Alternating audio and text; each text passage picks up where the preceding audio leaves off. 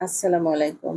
এভাবে খুব অল্প মসলায় বিরিয়ানি রান্না করলেও যে এতটা টেস্টি হয় সেটা সত্যি না তৈরি করে খেলে বোঝা যাবে না।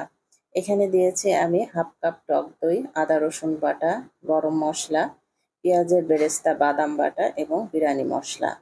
সামান্য অল্প মশলাতেও বিরিয়ানি কিন্তু অনেক টেস্টি হয়। সাথে দিয়েছি পরিমাণ মতো লবণ এবং শুকনা মরিচের গুঁড়া। এবার দিয়ে দিচ্ছি তেল। সমস্ত মসলা একবারে খুব ভালো করে দিয়ে মাংসটা সুন্দর করে ম্যারিনেট করে একবারে বসিয়ে দিব।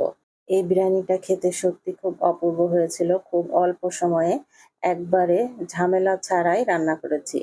আমি দেখেছেন খুব অল্প সময়ে আমি সমস্ত মসলা একবারে মাখিয়ে চুলায় বসিয়ে দিয়েছি মাংসটা। এবার এখানে দিয়েছি কিছু কাঁচামরিচ, আলু বোখারা এবং গুঁড়া দুধ। দিয়ে মাংসটা সুসিদ্ধ হয়ে আসা পর্যন্ত খুব ভালোভাবে রান্না করে নিতে হবে। এবার আমি ওই পাত্রটা অন্য একটি চুলায় ট্রান্সফার করে এই পাত্রে দিয়েছি পরিমাণ মতো পানি। সাথে দিয়েছি কিছু শাহি জিরা, গরম মসলা এবং কিশমিশ। এবং এই পর্যায়ে যদি লেবু চিপে দেওয়া যায় তাহলে একটা চালের সাথে আরেকটা চাল একদমই লাগে না। পোলাওটা খুবই ঝরঝরে হয়। পানিটা ফুটে আসার পরে আমি চাল দিয়ে দিয়েছি। চালের মধ্যে দিয়েছি পরিমাণ মতো ঘি এবং সামান্য গুঁড়া দুধ। খুব ভালোভাবে চালটা যখন সিদ্ধ হয়ে এসেছে, এরপরে আমি তৈরি করে রাখা মাংসটা দিয়ে দিচ্ছি। লেয়ার বাই লেয়ার মাংসটা দিতে হবে। আমি একভাবে মাংস দিয়ে উপর থেকে চাল দিয়ে সেটা পুরোটা ঢাকা দিয়ে আবার আরেক পাশে মাংস দিয়ে আবার চাল দিয়ে ঢেকে দিয়ে এভাবে লেয়ার বাই লেয়ার মাংস দিয়ে যদি চালটা ঢেকে দেওয়া যায় তাহলে বিরিয়ানির টেস্টটা সত্যিই খুব ভালো আসে। বিরিয়ানি রান্নার আসলে অনেক রকম পদ্ধতি আছে, তবে শর্টকাট পদ্ধতির মধ্যে এটাই আমার খুব ভালো লাগে। কোনো রকম ঝামেলা ছাড়াই খুব স্বল্প সময়ে তৈরি হয়ে যায় মজাদার বিরিয়ানি।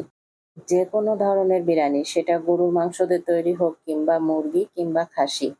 টেস্টি হওয়ার কিন্তু প্রধান একটি টিপস বিরিয়ানিটা দম দেওয়া। বিরিয়ানিটা দম দেওয়া যদি পরিপূর্ণ হয় তাহলে বিরিয়ানিটা টেস্টি হতে বাধ্য।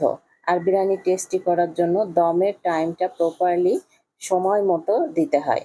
আমি দেখেছেন লেয়ার বাই লেয়ার মাংস এবং চালটা খুব ভালোভাবে দিয়ে উপরে বেরেস্তা ঘি দিয়ে এবার এটা খুব অল্প আঁচে দমে রান্না করব মিনিমাম 40 মিনিট। দমে যদি এইভাবে বিরিয়ানিটা রেখে দেওয়া যায় তাহলে এর টেস্টটা সত্যিই খুব ভালো আসে।